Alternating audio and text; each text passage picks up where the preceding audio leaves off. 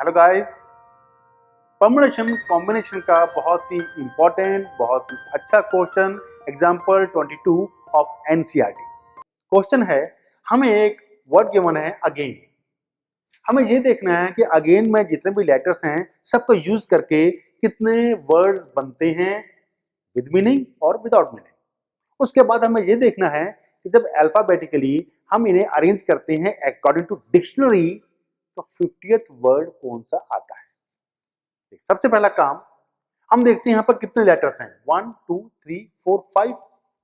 N क्या बन जाएगा 5।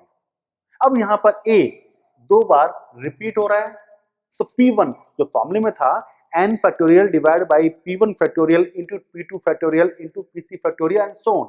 आप मेरी पहले वाली वीडियो देखें, उसमें मैंने ये सब चीजें क्लियर की हैं। तो यहां पर क्या आएगा n factorial divide by P1 factorial, क्योंकि एक ही चीज रिपीट हो रही है तो ये बन जाता है 5 फैक्टोरियल डिवाइड बाय 2 फैक्टोरियल। बाकी लिखने की जरूरत नहीं है, क्यों? एक बार है तो 1 फैक्टोरियल 1 फैक्टोरियल 1 फैक्टोरियल 1 फैक्टोरियल लिखने की जरूरत हमें नहीं होती है। तो इसे आप सॉल्व करेंगे, ओपन करेंगे 5 इंटू 4 इंटू 3 इंटू 2 वजह 2 कैंसिल हो जाएगा, यूल गेट 60। तो 60 वर्ड्स बन सकते हैं अगर हम सारे लेटर्स यूज करते हैं तो। अब आते हैं क्वेश्चन के हम दूसरे पार्ट में।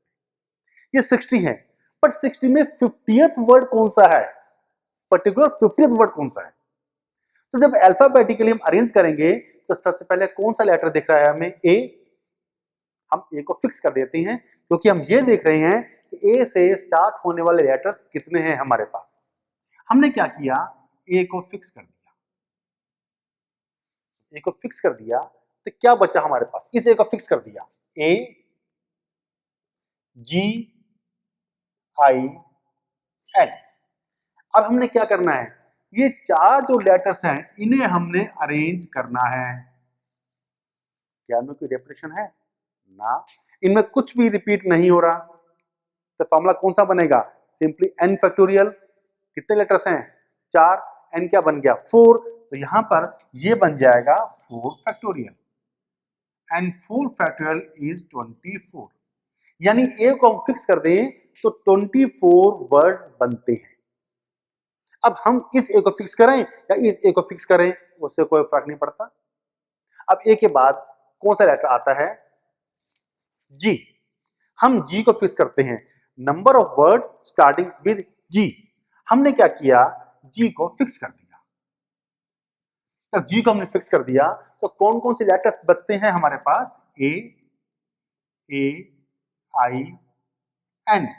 इसे कर दिया हमने फिक्स, इसको हम नहीं देखेंगे, इसको हम भूल जाएंगे। कितने लेटर्स बचे, 4 लेटर्स बचे हमारे पास। अब इन्हें हमने अरेंज करना है। एन कितना हो गया 4।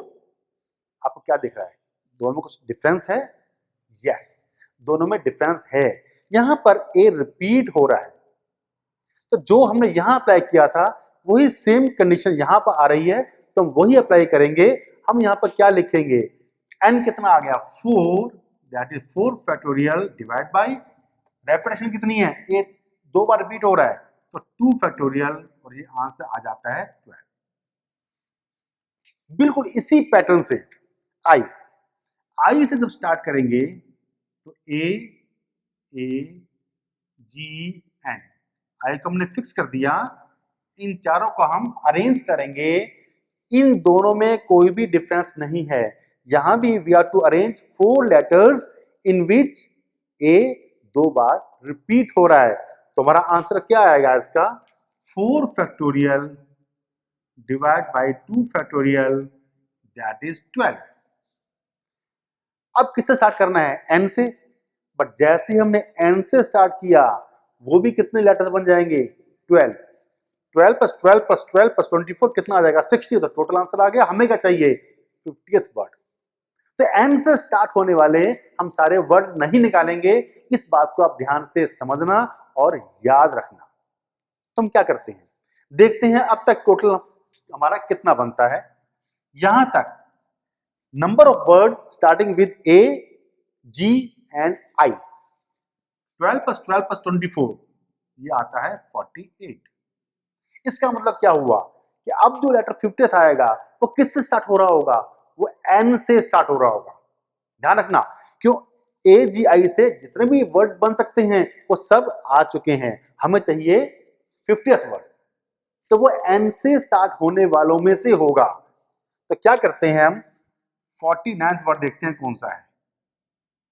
49th वर्ड स्टार्ट किससे होगा, वो एन से स्टार्ट होगा। अब अगर हम एन से स्टार्ट होने वाले अल्फाबेटिकली डिक्शनरी के अकॉर्डिंग अरेंज करें तो पहले क्या आता है, ए, फिर क्या आता है ए, फिर क्या आएगा जी, देन आई। तो 49th वर्ड बनता है एन ए ए जी आई। और सिमिलरली 50th वर्ड जो बनेगा, जो हमें रिक्वायर्ड है, जो हमें चाहिए, जो 50th वर्ड आएगा उसके अंदर वो स्टार्ट तो एन से ही हो रहा है ना, एन से स्टार्ट कर दो। एन के बाद के अंदर डिक्शनरी में क्या आएगा, ए आएगा, आप ए लिखो, ये भी ए लिखो। अब ये जी आई, जब ये डिक्शनरी के अकॉर्डिंग करेंगे, अभी हम इसे अरेंज करेंगे तो जी आई तो आ चुका। अब क्या बनेगा, आई एंड जी, और ये हमें बन गया 50th वर्ड जो हमें चाहिए था।